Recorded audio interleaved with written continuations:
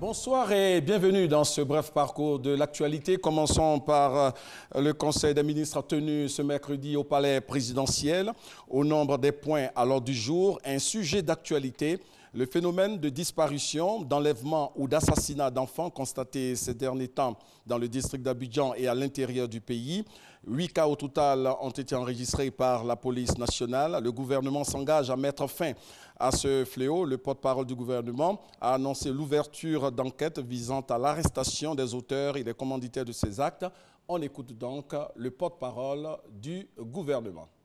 Aujourd'hui, exactement à 8 cas de disparition ou d'enlèvement enregistrés par la police de Côte d'Ivoire. Malheureusement, sur ces 8 cas, 3 ont conduit à des décès de mineurs. Mort violente, arme blanche, strangulation. Dans 4 cas, les enfants ont été retrouvés et remis à leur famille. À ce jour, il ne reste plus qu'un cas à Bouna, n'a toujours pas été élucidé puisque l'enfant en question n'a pas été retrouvé. Aujourd'hui, à l'heure à laquelle se tenait le Conseil des ministres, la situation qui a été présentée indiquait que partout, la situation était calme sur le territoire national. À Mbayakro, puisque c'est le dernier cas mentionné, les élèves ont été mis en congé jusqu'au lundi, après que l'ordre a été mis dans la ville et dans leurs écoles.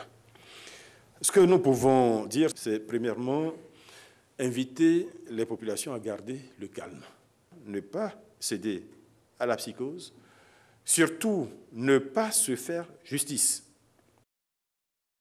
Le compte-rendu complet de ce Conseil des ministres au journal de 20h. Et puis sachez que 2 élèves enlevés par un inconnu il y a quelques jours ont été retrouvés hier par les forces de l'ordre dans un hôtel de la commune de Yopougon, ici dans le district d'Abidjan. Vous aurez des images au journal de 20h.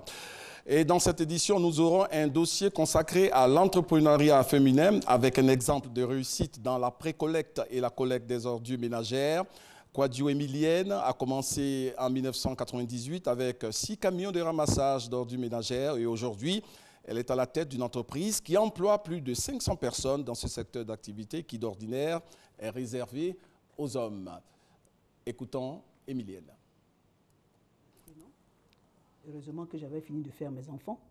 Donc, je me suis abandonnée complètement à ce métier, bien entendu, hein, en préservant mon foyer. Hein. Je suis partie de rien. Monsieur Nkoumou Mobio, du maire de la ville d'Abidjan, avait en son temps donné la possibilité à chaque Ivoirien, à chaque personne, de s'intéresser à cet aspect-là. Et malheureusement, il n'y en avait pas plusieurs. Et d'où j'ai eu cette opportunité de m'y investir avec 5-6 camions. Et puis par la suite, je me suis retrouvée avec plus de 150 camions. À l'époque, je dis bien 150 camions, d'où j'étais leader.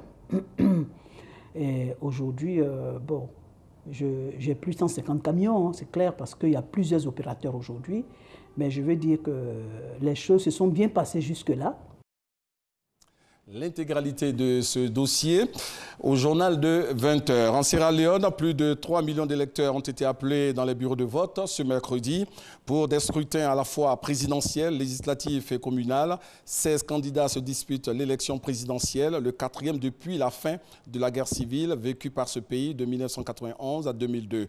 Le président sortant, Ernest Bai Koroma, élu pour la première fois à la présidence en 2007, termine son second mandat de 5 ans, une limite fixée par la Constitution et qu'il a choisi de respecter. Fin de ce flash, on se retrouve avec beaucoup de plaisir au journal 20h pour le point de l'actualité ici en Côte d'Ivoire et à l'étranger. Mais pour l'heure, je vous invite à suivre Info Régionale.